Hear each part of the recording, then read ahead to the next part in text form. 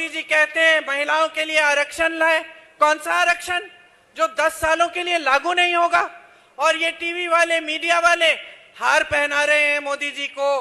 मोदी जी बड़े बड़े मंचों पर महिलाओं के साथ कि भैया हम आरक्षण लाए, और जब हमारी पहलवान बहनों के साथ दुष्कर्म होता है, गलत काम होते हैं, तो मोदी जी कहां छुप जाते हैं?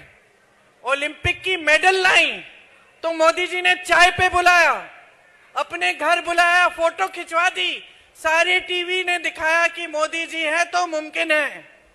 मोदी जी नहीं होते तो हमें मेडल ही नहीं मिलता। और जब उसी महिला ने रो कर कहा कि मुझ पे अत्याचार हुआ है, मोदी जी मेरी बात सुन लीजिए। मुझे सबसे ज्यादा दुख पता है किस बात का हुआ? जब मैं उससे मिलने गई, जब वो धरना लगा रही थी, मैं उन लड़कियों से मिलने गई, उसने मुझे कहा कि दीदी मैंने सोचा था, मैंने देश को गर्वित किया है, देश के लिए इतना बड़ा मेडल लाई हूं, मैंने सोचा था कि अगर मैं सड़क पे बैठ जाऊंगी, मैं आंदोलन करूंगी, तो मेरी तो सुनवाई होगी। मुझे दुख इस बात का हुआ कि ये लड़की, इसने इतनी मेहनत की होगी। मैं जानती हूं, मेरी बेटी ने हरियाणा के लिए बास्केटबॉल खेला था, तो मैंने अपनी बेटी को एक गांव में, सोनीपत में किसी गांव में एक स्कूल था, उसमें कैंप में भेजा था। सर्दी का समय था।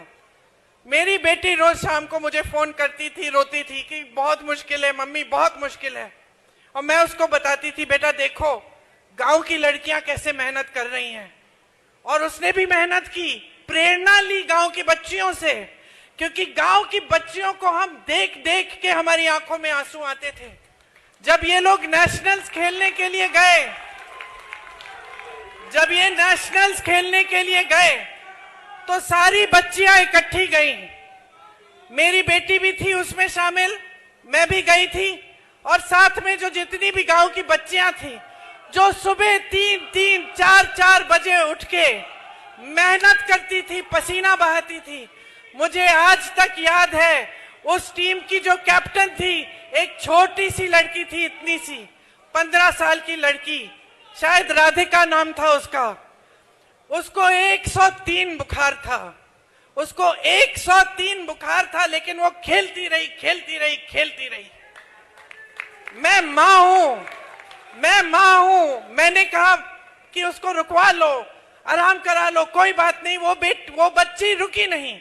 इतनी मेहनत करती हैं आपकी बेटियां, और ओलंपिक में जाने के लिए कितनी मेहनत की होगी इस लड़की ने।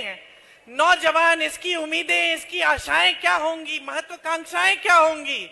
और आज सड़क पे बैठी है, आप उनको घसीटवा रहे हो, अपने पुलिस वालों से लाते खिलवा रहे हो, और आपके पास 2 मिनट का समय नहीं है कि घर अब बुला लीजिए ना, अब रो रही है, अब बुला लीजिए, अब सुन लीजिए कि इसका दुख क्या है। ये है आज की राजनीति की परिस्थिति। ये है हमारे देश के सबसे बड़े पद पर आसीन हमारे महान नेता प्रधानमंत्री मोदी जी। ये है उनकी हमदर्दी आपके लिए।